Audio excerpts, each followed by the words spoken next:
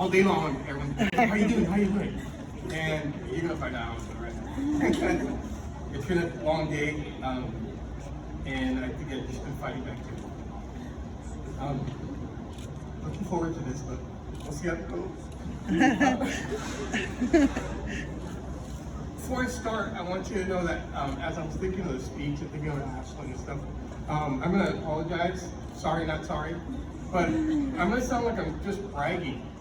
And I'm very proud of my daughter.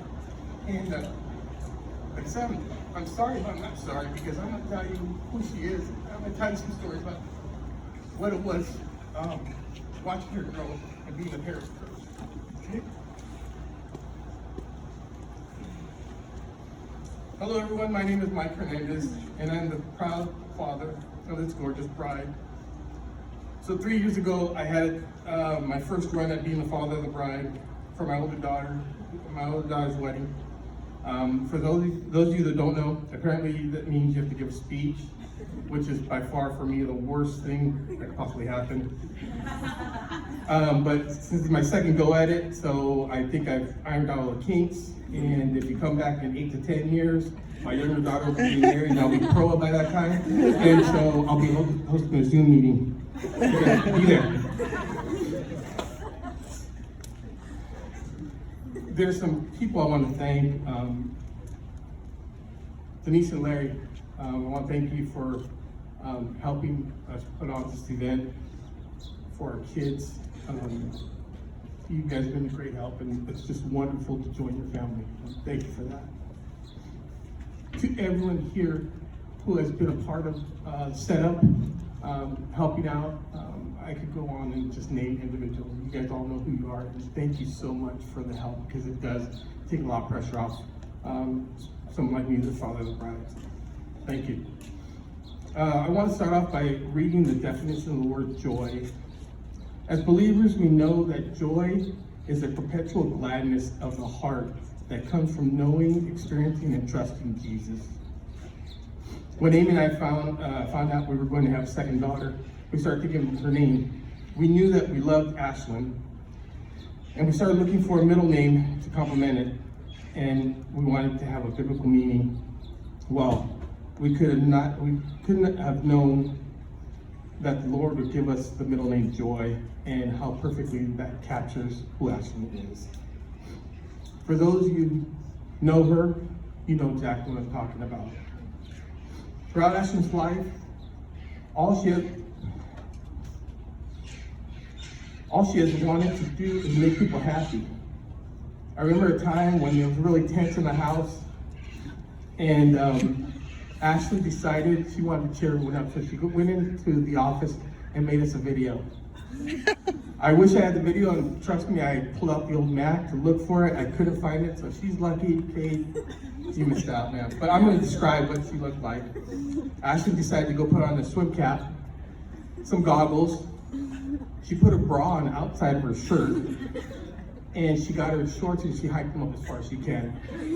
And I believe she played the song to Suzical, and some fish song or something like that, and throughout the video she's swimming through there in the air and making all these faces. That's Ashlynn. Wants to make it up.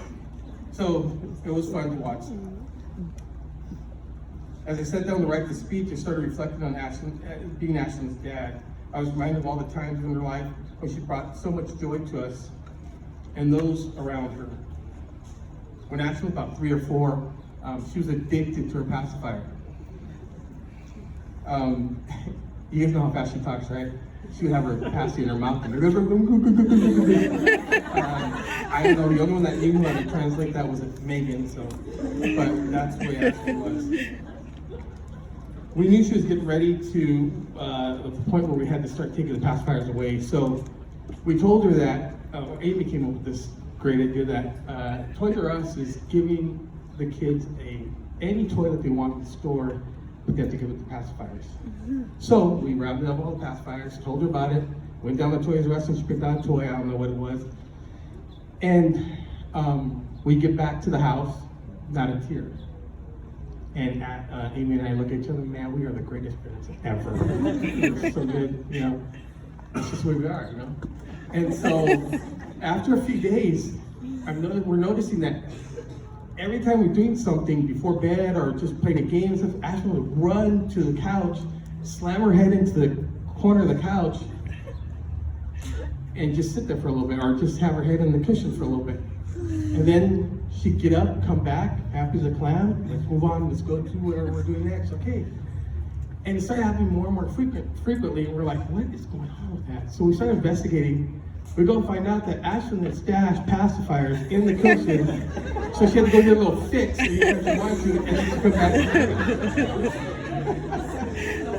That's my daughter. Ashlynn is the type of person who wants to be the best at everything, and she works hard for that. But if you know Ashlynn, you love Ashlynn. Her personality and love for the Lord is so evident that people naturally gravitate towards her. For example, Ashlynn was supposed to go to Sterna High School, but towards the end of her 8th grade year, she asked us if she could talk to us, and she said, I would really like to go with your Christian. Do you think we could do that? Amy and I immediately just looked at each other and said, baby, we're sorry, we can't afford to do something like that. You can't do that. And he said, well, what you can do is you can pray about it and see what happens. Well, she prayed and God answered her prayers, and she got a scholarship to go, and that's who Ashlynn is. After 4 years of perfect grades, ASB leadership, performing the musicals, and being the varsity captain of the soccer team, Ashlynn's hard work paid off. At her high school graduation, they started passing out awards, and Ashlynn got 8 out of 9 awards. Don't worry, for those of you who are worried, the only one she didn't get was the one that was for a boy. It was such a fun time, and again, proud to be a parent. When Ashlynn hadn't really applied for colleges, we kept getting on her. Ashlynn, you gotta start applying.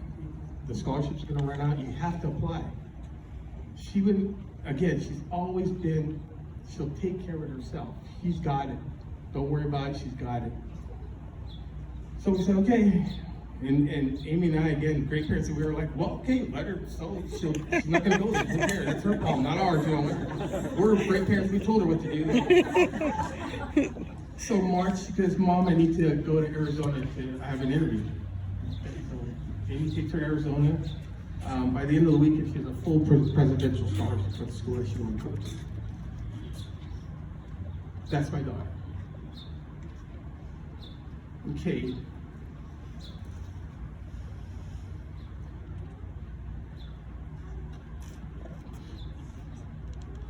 As a dad, when your daughter starts dating and stuff, you really take a good look at whatever clown walks through the door. But the trust that I have in my girls and in Ashlynn, because of her relationship with her mom, with me, and with the Lord, it definitely helped ease that process of screening through guys that Ashlynn might date. I had heard about Cade and knew a little bit about him from being on the sidelines. Amy and I used to take stats, and all you hear is Cade McGee, 35 yards, Cade McGee, 25 yards, Cade McGee, touchdown. It was great, and I was like, who's this Cade McGee dude? But this was before anything was starting, so the next thing you know, Ashlynn starts talking about Cade McGee, and I go, oh yeah, I remember that name. Well, let's see. When Ashlynn started bringing Cade around, we started realizing that he was more than just a volleyball superstar. Cade's the type of guy who every dad dreams about having their daughter marry. He's charming, polite, respectful, but most importantly, he knows the Lord. Denise and Larry, I would like to thank you for the job you've done in raising such a wonderful young man. It definitely makes it easier for me to say, I give him my precious daughter. I want you to know that when we took Cade to our family vacation 3 years ago, Clyde's Christian Ranch, for my older daughter's wedding, we had that boy running all over that kid. But he did it with a smile. And I knew this guy is just an amazing, great kid. Never complained.